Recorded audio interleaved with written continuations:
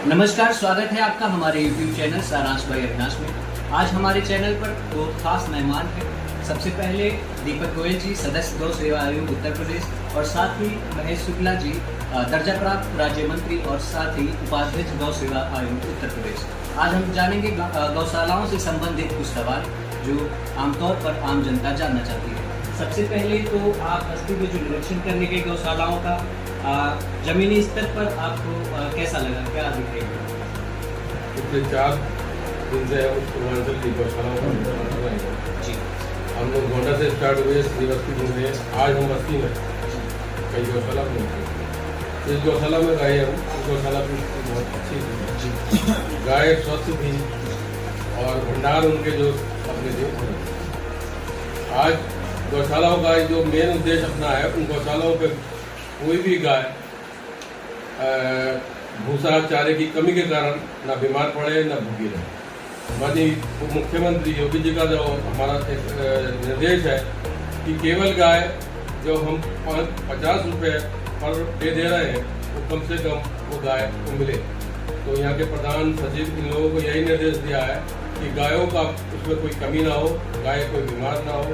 और दूसरी एक हमारे एक मुख्यमंत्री सहभागिता योजना चल रही है, अधिकतर किसानों को देने की योजना है।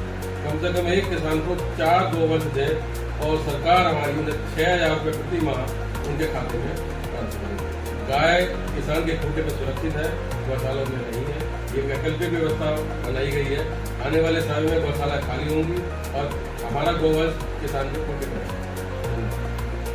एक सवाल आपसे है, जो राष्ट्रीय राजमार्ग है, कई बार इस पर आवारा गौवंश दिखाई पड़ जाते हैं, क्या इनको लेकर कोई जो है योजना बनाई गई है, इन्हें कैसे सही स्थान पर पहुंचाया जाए? बहुत बहुत धन्यवाद।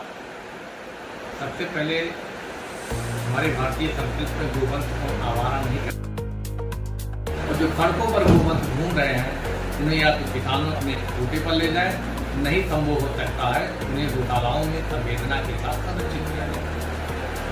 और गौशालाओं में कई बार हम देखते हैं कुछ बीमार या फिर बुजुर्ग पशु भी दिखाई पड़ जाते हैं, क्या उनको लेकर कोई विशेष योजनाएं भी बनाई जाती है? सरकार की बड़ी अच्छी योजना है। सरकार ने प्रत्येक गौशालाओं में 4 सेक्टर में बांट रखा है, जिसमें नंदी को अलग, छोटे बच्चों को अलग और गायों को अलग रहने की व्यवस्था है। होता क्या है कि जब बहुत दिनों तक रहने के बाद किसान के या गौ सेवक उस गाय को छोड़ते, उसकी आयु भी हो जाती है। जैसे मनुष्य की आयु होती है वैसे गोवंश का आयु है। ऐसे ही उसका कमजोर होना, बीमार होना या मृत्यु भगवान के हाथ से जन्म मृत्यु तय है।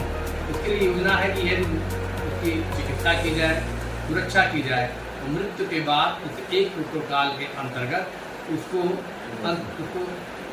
दफनाया जाए।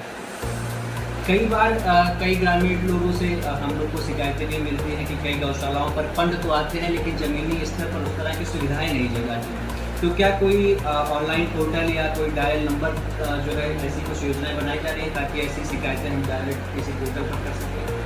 जी, इसके लिए मुख्यमंत्री जी ने सीधे आह्वान किया है कि समाज के लोग मिलकर जहाँ गौशाला है वहाँ अपनी गतिविधियाँ संचालित करें।